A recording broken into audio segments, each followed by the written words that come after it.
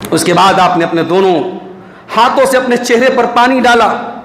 اور آپ نے کہا لا الہ الا اللہ ان للموت سکرات، اے اللہ تیرے سوا میرا کوئی سہارا اور معبود نہیں ہے، اے اللہ موت کی سختیوں پر میری مدد فرما۔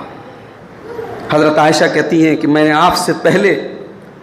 کسی کو موت کی سختی میں دیکھتی تھی تو میں اچھا نہیں سمجھتی تھی، مگر جب اپنے نبی کو میں نے موت کی سختیوں میں دیکھا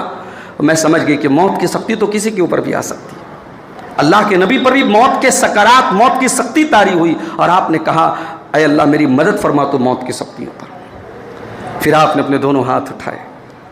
اور آپ نے کہا اللہم فی الرفیق الاعلی، اے اللہ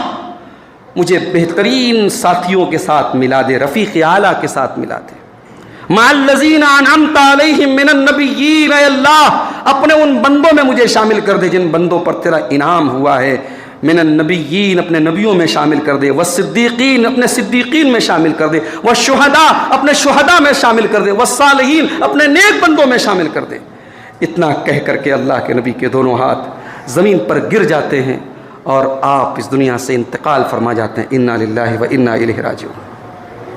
یہ اکثر سیرت نگاروں کے مطابق یہ 12 ربیع الاول کی تاریخ تھی، سوموار کا دن تھا، چاشت کا وقت تھا، سورج بلند ہو چکا تھا، دن چڑھ چکا تھا۔ اب جب نبی کا انتقال ہوا ہے صحابہ کرام کی حالت بڑی عجیب تھی، ان کا دل دماغ کام نہیں کر رہا تھا، وہ یہ ماننے کو تیار ہی نہیں تھے کہ اللہ کے نبی کا انتقال ہوا ہے۔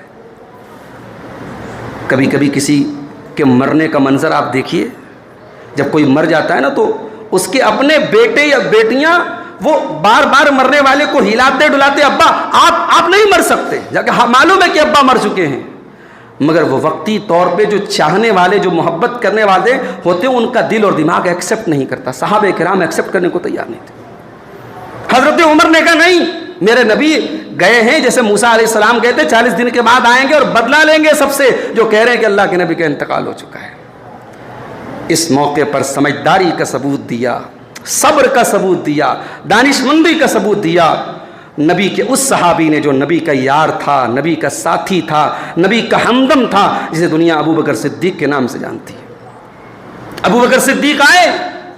مسجد میں داخل ہوئے، حضرت عمر کھڑے تھے، کہا بیٹھ جاؤ۔ حضرت عمر بڑے غصے میں کھڑے تھے، کہا میں نہیں بیٹھوں گا۔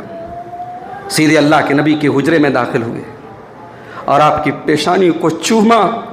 اور کہا طبت حیا و میتا، اے میرے حبیب آپ زندگی میں بھی پاک تھے، مرنے کے بعد بھی آپ پاک ہیں۔